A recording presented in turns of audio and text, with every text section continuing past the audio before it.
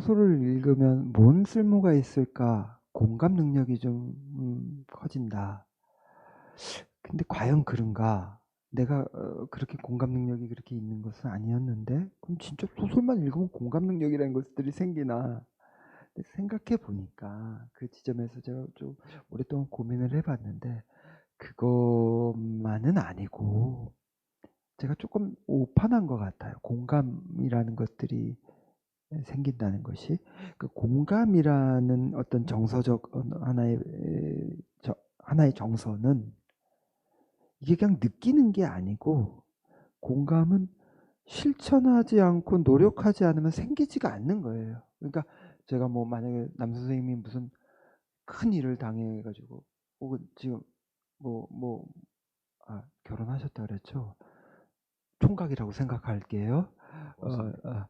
근데 뭐 여자친구랑 이렇게 사귀고 있었는데 헤어졌다고 밤에 저한테 전화를 해서 엉엉 울면서 얘기할 때 아유 그래 어쩌면 좋니 아유 그래 네 말 다 충분히 공감된다 이런 건 단순히 공감이 아닌 거죠.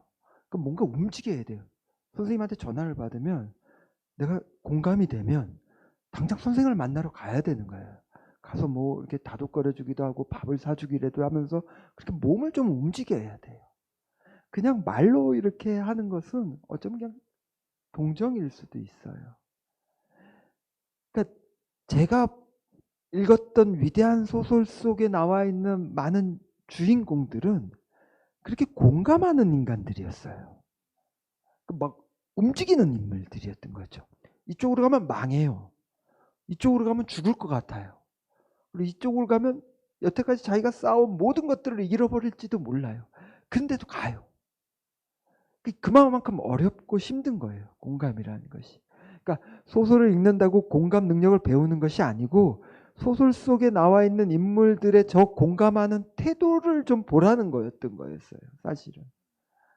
가다가 망할지 몰라도 가다가 모든 것들을 잃을지 몰라도 저 가는 인물들의 저 노력과 실천이 저렇게 어려운 것들이다라는 것들을 소설을 통해서 알라는 거였어요. 근데 저는 그냥 그것들을 그냥 소설을 읽으면 어떤 예외적인 인물들이 있다는 것들을 우리와 다른 인물들이 있어라는 것들을 보는 것만으로 공감 능력이 커졌다라고 생각을 한 거였죠. 그건 아닌 거였죠. 공감이 그렇게 어렵고 힘든 거라는 것들을 깨닫는 하나의 방편으로서의 소설이었던 거죠. 그래서 그렇죠.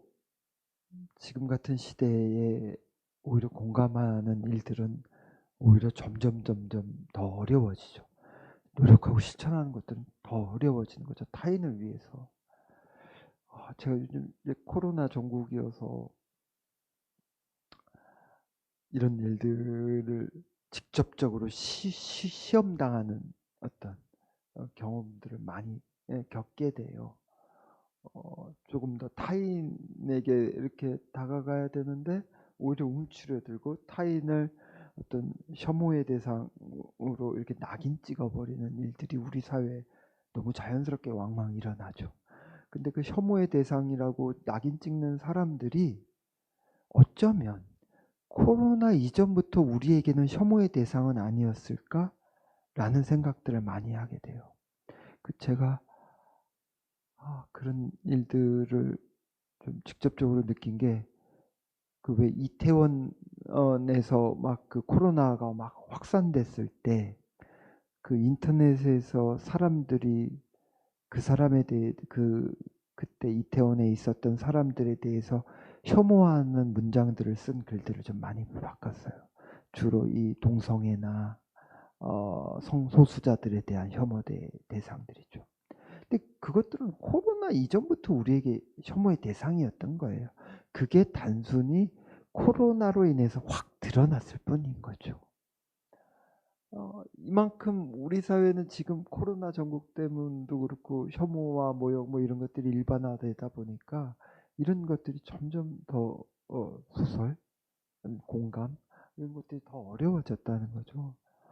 그만큼 문학한 사람들의 역할들이 되게 중요해졌다라는 생각도 들고요. 책을 읽는 행위들이 더욱 더 필요할 거다. 라는 생각도 요즘 들어서 많이 하게 됩니다.